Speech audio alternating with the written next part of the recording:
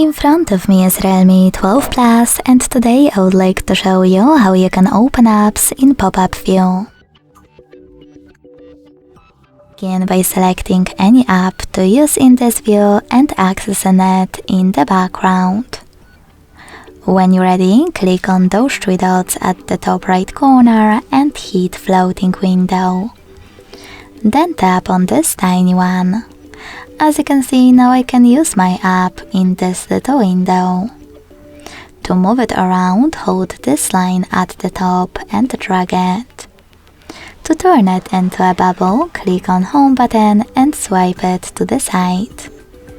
Then access it by clicking on this line and tapping on Tiny Window. To use your app in full screen view, use this icon at the top left corner.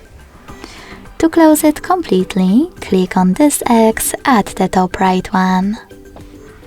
Thanks so much for watching. If you enjoyed this video, leave a like, comment and subscribe. Bye!